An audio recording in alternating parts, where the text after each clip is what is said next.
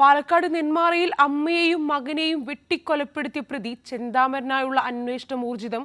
പോത്തുണ്ടിയിലെ സമീപ പ്രദേശങ്ങളിലെ മലയിലും വനങ്ങളും കേന്ദ്രീകരിച്ചും തമിഴ്നാട് കേന്ദ്രീകരിച്ചുമാണ് അന്വേഷണം. കൊല്ലപ്പെട്ട സുധാകരന്റെയും ലക്ഷ്മിയുടെയും പോസ്റ്റ്മോർട്ടവും സംസ്കാരവും ഇന്ന് നടക്കും.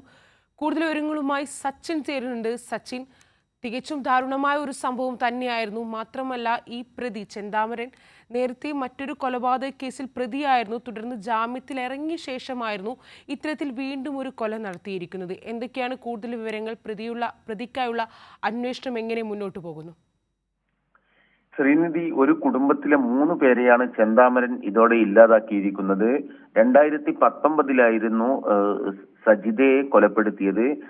അതിനുശേഷം ജയിലിൽ വിചാരണ തടവുകാരനായി കഴിയുകയായിരുന്നു. ഇപ്പോൾ ജാമ്യത്തിൽ ഇറങ്ങിയ ശേഷം സജിതയുടെ ഭർത്താവ് സുധാകരനെയും ഭർത്താവിന്റെ അമ്മ ലക്ഷ്മിയെയുമാണ് ഇന്നലെ ദാരുണമായി കൊലപ്പെടുത്തിയത്. അതിനുശേഷം ഒളിവിൽ പോയ പ്രതിക്കായുള്ള തെരച്ചിലാണ് ഇപ്പോൾ ഊർജിതമായി നടന്നുകൊണ്ടിരിക്കുന്നത്. ഇന്നലെ രാത്രി ഏറെ വൈകിയും പോലീസിന്റെയും നാട്ടുകാരുടെയും നേതൃത്വത്തിൽ തിരച്ചിൽ നടത്തിയിരുന്നു.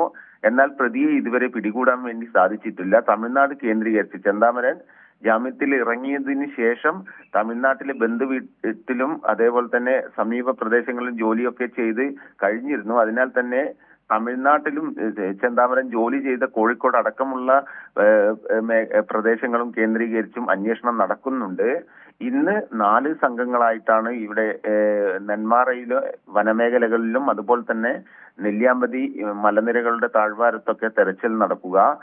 അതിനിടയിൽ ഈ കൊല്ലപ്പെട്ട സുധാകരന്റെയും ലക്ഷ്മിയുടെയും പോസ്റ്റ്മോർട്ടവും സംസ്കാരവും ഇന്ന് നടക്കും.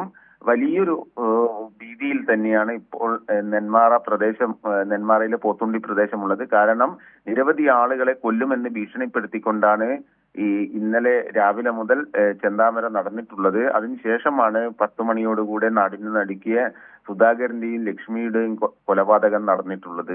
ശ്രീനിധി.